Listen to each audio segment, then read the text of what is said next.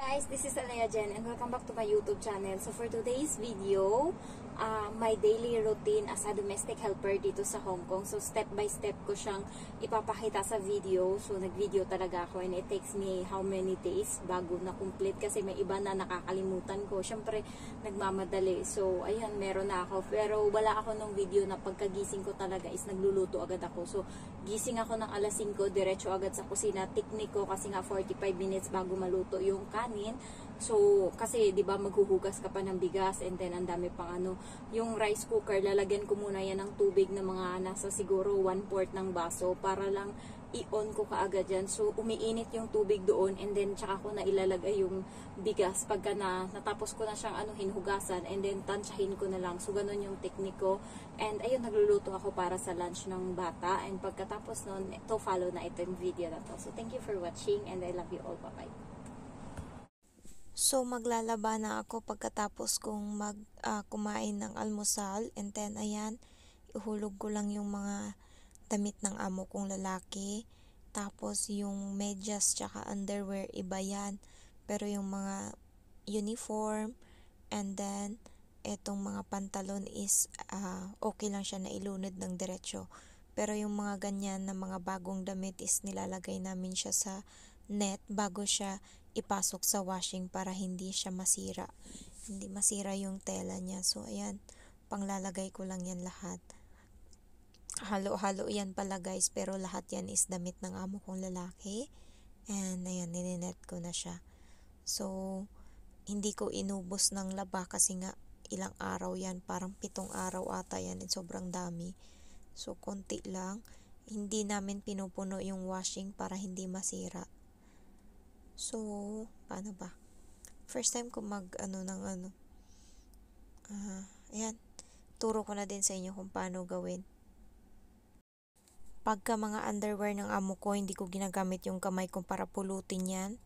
Ginaganyan ko siya para hindi ko mahawakan yung underwear, di ba kadiri yan.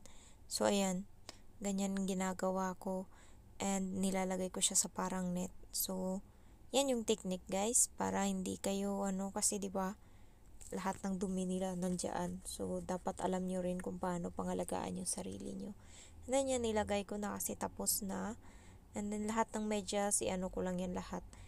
Lagay ko lang diyan sa isang lagayan. Medyas okay lang yan eh. Yan. So far madali lang yung trabaho ko dito.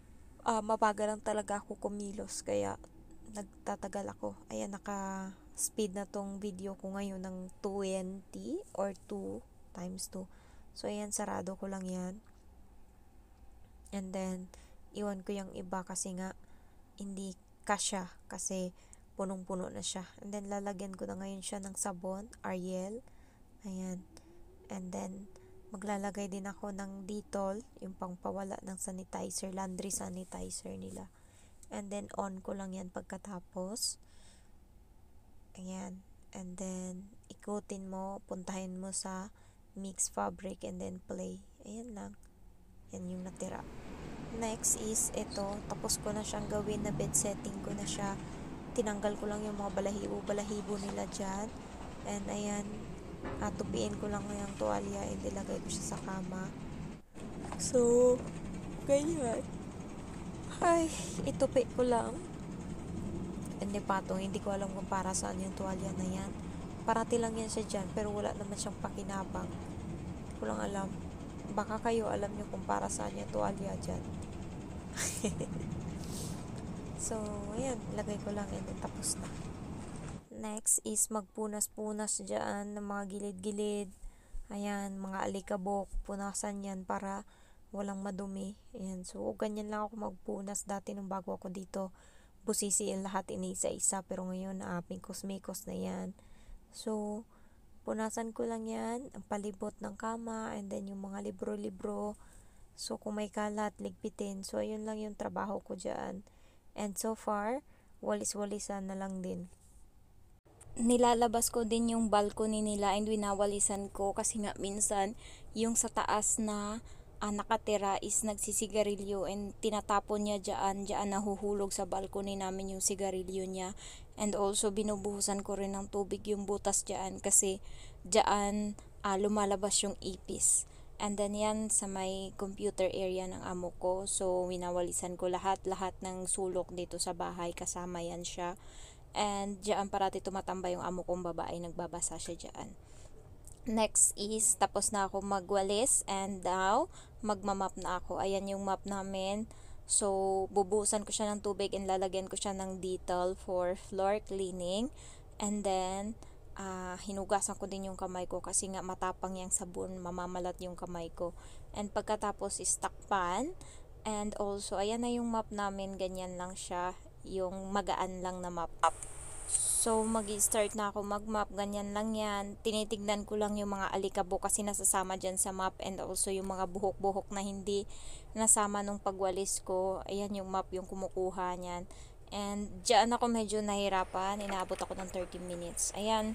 Tatanggalin ko na ngayon yung mga sinampay. Pagkatapos ko mag-map, sinampay agad yung sinusunod ko. Tinatanggal ko. Kasi nga yung yung sinalang ko na labahan is okay na. Tapos na siya labhan. Kaya tatanggalin ko na yung mga nakasampay dyan and ipapalit ko naman ngayon yung panibago. So, bedsheet kasi magpapalit na ako kinabukasan yan doon sa kwarto ng amo ko ng bedsheet. Kaya nilalabhan ko na siya. And ganyan lang yung ginagawa ko. Madali lang to kasi nga hindi naman masyadong matupiin yung bedsheet. Ang matrabaho lang dito is yung pagtanggal mo ng clip and then pagtanggal ng hanger. So, dyan, hindi pala kami katulad ng ibang mga building na yung parang, nakadungaw sila sa bintana, nagsasampay. Yung amin is meron kaming balcony and swerte ako dahil dyan. So, meron din akong lagayan ng sarili kong, rack ng sarili kong damit. So, kanila lang talaga yung dyan sa taas and dyan. Yung akin yung pinapatungan ngayon ng cellphone, ayun yung akin. And then, pagkatapos ko nyan is, ayan, na ako, sasampay na ako. Anuhin ko na ngayon yan. Damit pala ng amo kong babae yung sinalang ko. Kaya, yan, kanya naman ngayon. Ayan, so, lalagyan ko lang yan magkabilaan ng clip kasi mahirap na baka mahulog yung damit doon sa baba is hindi na makuha. So, madali lang naman yung ganyan, kaso mabagal lang ako. And then, yan, isasampay ko na siya ngayon doon sa labas. Ayan, mula sa mabibigat and then matataas na damit hanggang sa pinakamababa. So, ganun ako magsampay and yun yung turo ng amo ko sa akin. And also, ayan, ganyan lang. Mabilis lang ako dito kasi nga, in-speed ko pero mabagal talaga ako kumilos in real life. Charot. So, ayan, taas ko lang yan siya. And in-next ko ngayon yung iba na naiwan. So, ayan, sampay ko na. And, ayan, uniform ng bata kasi nga nakalimutan siyang labhan kaya kailangan labhan siya. And then yan yung mga ng amo kong babae, short, yung mga maiksi or maliliit na mga damit sa baba lang, yung mga matatangkad and then mabibigat isa taas. And then next is yung mga underwear na and then bra. So ayun, ito na, kwarto na to ng bata. So ganyan kakalat guys. Hindi pa nga to ganun kakalat may mas makalat pa dito. Na area talaga lalo pagka day off ko, pagkapasok ko kinabukasan. So ganyan, ito konti pa lang to. And yan yung mga teddy bear niya, may mga damit-damit yan, kalokohan niya sa buhay. And ito, yan yung teddy bear na yan, anak niya yan. Tapos kunwari umiiyak-iyak and then sisigaw siya, stop crying, and then itatapon niya yan. Minsan nga niluto na yan namin, nilagyan namin ng nilagay namin sa tray, nilagyan namin ng mga potato, ano-ano pa yung nilagay namin. And nagulat yung amo namin, nung amo ko nung pag-uwi niya, na ganun yung nangyari sa teddy bear. Sabi ko niluto niya kasi nga daw iyak ng iyak. Ayaw niya daw, siya yung nanay pero ayaw niya ng iyak. Kaya ayan, natawa yung amo ko. So ganyan yung mga kailangan kong pagtutupiin kasi ayan yung mga damit na yan. Damit yan ng mga teddy bear niya. Minsan sinusuotan niya ng damit. Minsan siya yung nagsusuot and hindi ko nilalabhan kasi lang naman niya yan, laruan. Labhan ko na yan siguro pagka mga 2 buwan yung sinusuot-suot yan. And marami yan dyan, mga laruan niya. Grabe, nakakapagod. Araw-araw mong gawin yan. paulit-ulit. Masaya ako pagka minsan wala siya masyadong kalat. Marami na din akong natapon pero kulang pa din sa sobrang dami niyang laruan. So ayan, gift ko yan sa kanya, yung Hello Kitty na box nung birthday niya. Favorite niya yan sa lahat. And then wala na ata, ayun lang. Next is maglilinis na ako ngayon ng toilet to ng amo kong babae. So kanila, ayan, may mga buhok-buhok yan dyan. Tanggalin ko muna lahat-lahat ng mga nandyan sa may sink para tuloy-tuloy yung gawa ko and malinis talaga siya. So lahat-lahat yan nilalagay ko sa taas ng toilet bowl and sprayhan ko muna yung salamin para hindi, kasi kapag hinuli ko siya uulit-uli ako, kaya inuuna ko na siyang sprayhan and linisin. Next is yung sink na. So yan lang, wait. Yan, so ganyan lang yung paglinis and ayan, magsisimula na ako. Nagsusuot ako ng gloves kasi nga yung kamay ko is sobrang allergy. Madali lang siyang masugatan and grabe talaga, manipis lang yung kamay ko and hindi sanay. Wala pang masyadong mga yung tawag nun, kalyo. Baka siguro pag matagal na. So nagga-gloves ako and naintindihan naman ng amo ko yun. Akala ko nung una, natatakot ako mag-gloves, akala ko mapapagalitan niya ako. Pero nung nakita niya akong nag-gloves is natuwa siya and parati niya ako binibilhan pagka napansin niya na luma na yung gloves ko, bibilihan siya uli. So ayan yung mga kailangan kong kuskusin yan. Yung gripo kasi gusto ko makintab para makita niya talaga na nilinisan ko yung sink niya. And medyo kasi may amoy yung mga nila dyan, yung parang amoy ng ng toothbrush nila, toothpaste. Yung laway nila na nandyan pa rin, iwan ko anong nangyari. Naamoy mo, kaya kailangan alinisin mo talaga maigi. NCIF yung gamit ko para madali siyang matanggalin, also nakakaputi siya. Ayan, kuskusin nyo lang yung maigi. Kailangan makintab yan, maputi, para yung amo natin is hindi magre-reklamo na dugyot or ganyan-ganyan. Kasi ayaw nila ng ganon, yung madumi ka sa mga gawaing bahay. Parang hindi pa nga ako nakitaan ng amo ko na may buhok yung pagkain nila. Nasuswertihan lang minsan na may uod pero nakakalusot ako mismo yung nakukuha. Hindi nila napapansin.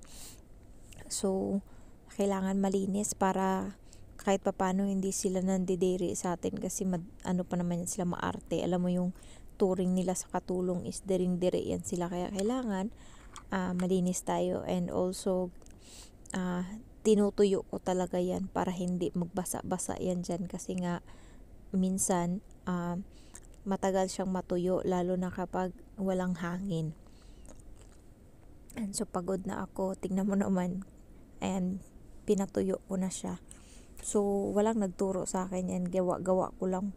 Hindi ko alam kung tama nga yung ginagawa ko. And also gumamit kayo ng gloves pag meron para hindi maano yung kamay nyo. Ayan, mamalat. So, maganda pa din naman ako dyan, char. Ayan, binabalik ko na isa-isa, pinupunasan ko, tinatanggal ko yung mga dumi-dumi kasi yung ilalim niyan is merong mga dumi. And yung toothbrush ng amo ko is dugyot yan, kaya pinupunasan ko talaga.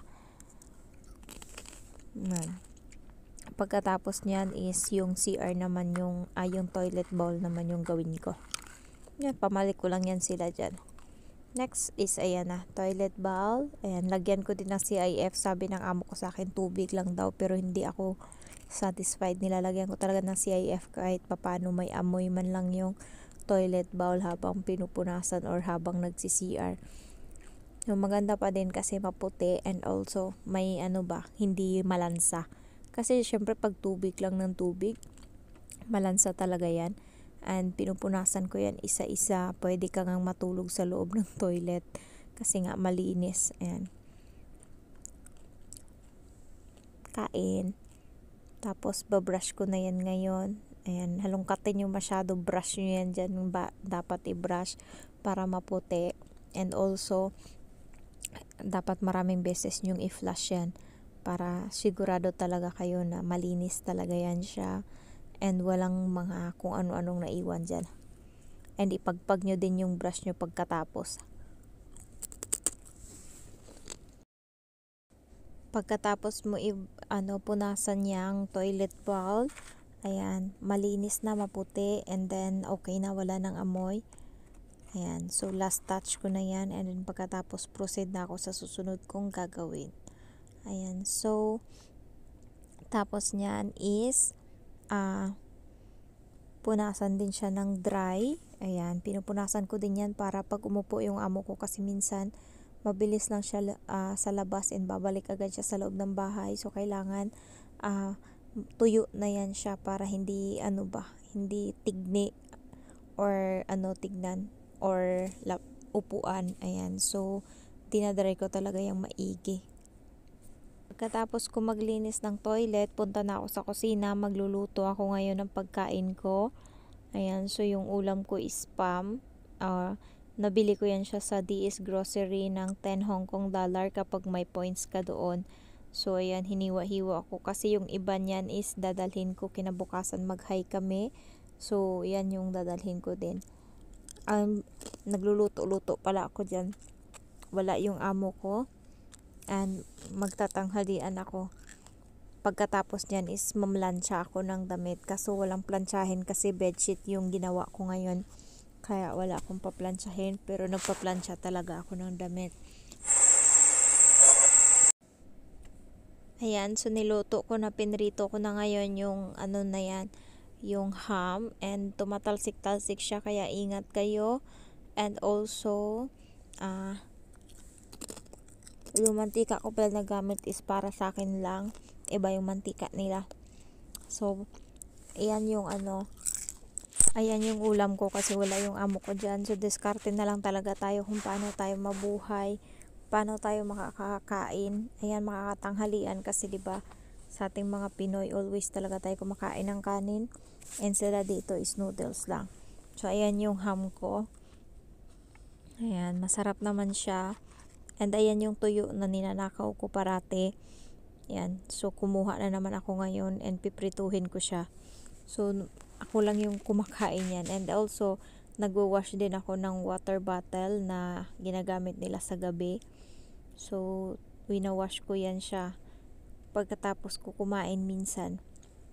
Na mabilis lang yan kasi hindi naman sila minsan umiinom ng tubig. So always kung hinuhugasan yan, pero minsan walang inom na tubig ba, hindi lumalapat yung labi nila dyan. So mabilis lang ako maghugas niyan. And pagkatapos niyan is ipatong ko na para patuyuin.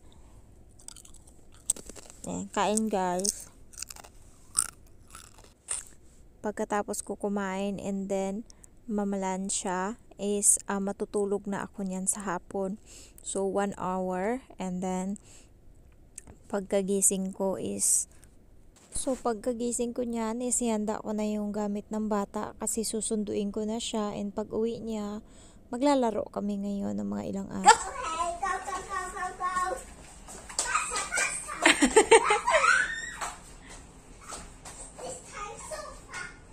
Yes, come back! Okay.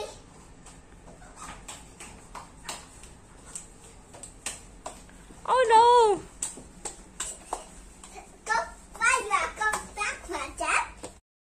Pagkatapos maglaro is ayan, handa na ako ng panghapunan nila. Balatan ko na yung dapat balatan, magsaing na ako, and also magsalang na din ako ng sabaw. And ayan palang binabalatan ko is yung opo. So ganyan ako magtrabaho. Nakakatawa pala yung mukha ko, bisit. So ganyan ako magtrabaho, nakanganga. Ayan, focus ako dyan kasi nga gusto kong tanggalin lahat ng balat. Sabi ng amo ko magtira daw. Ayan, so ganyan ginagawa ko, tinitirhan ko ng balat yung pagkain nila. And marami pa akong lulutuin yan, 4 na putahe, and hindi ko makain yung bata ng ganyan na gulay, so magluluto pa ako ng another gulay para sa bata. And also ganyan, madali lang naman yan, hiwa-hiwain pagkatapos. And turo ko na din sa inyo kung paano siya hiwain. Madali lang din yan lutuin, is mo lang gisahin sa luya, and then ilagay yan, lagyan ng tubig, 3 minutes, tapos na. Gagawin ko naman ngayon is ayang mga water bottle na hinugasan ko kanina bago ako matulog, is ipanglalagay ko ngayon yung mga goma-goma nila, ipang-assemble ko na sila para sa gabi is maglalagay na lang ako ng tubig na mainit dyan or maligamgam kasi nga nasikaso ko na, and para makapaghugas na din ako ng damit, ng bata, lunchbox kasi dyan din pinapatong, kaya ginagawa ko na yan. Ayan, so ganyan lang yung life ko as a domestic helper, magahan lang yung trabaho ko, kaso mabagal lang talaga ako kumilos. Ayan, so more on cellphone din kasi ako, kaya ayan, mag-start na ako magluto. So yung lulutuin ko ngayon is lemon chicken. So madali lang yan kasi gamit ko lang yung Thermomix, and ilalagay ko lang yan siya dyan, yung manok, and then 14 minutes, ayan, tapos na siya. Binabad ko pala yung manok sa oyster sauce and then soy sauce. Ayan. So, may asukal din niya nakasama. So, ganyan lang. Hayaan ko lang dyan. And iinitin ko lang tong sabaw kasi maya-maya lang. Kakain na sila. And ito pala yung okra. Ayan. Hiniwa ko ng maliliit. And, iprito mo siya. Pagkatas mo iprito, ilalagay mo na ngayon yung niya. Yung itlog dyan. So, ganun yung kinakain nila. Okra na may itlog. Basta pinirito ko lang yan para siguradong luto. And nagustuhan ng amo ko yung luto ko. Kasi nga, kalahati lang dapat ng okra yung iluluto ko dyan. So, ayan, kalahati yan. Kaso, naubos niya yan kasama ng 2 itlog. Kaya, nagpaluto uli siya para sa amo kong lalaki kasi inubos niya na nga. So, ayan, buhos mo lang dyan yung itlog. And then, halo-haluin mo lang. So, hindi ko na na-videohan kasi nga focus na ako sa pagluluto. Ayan. Bye guys! Love you all!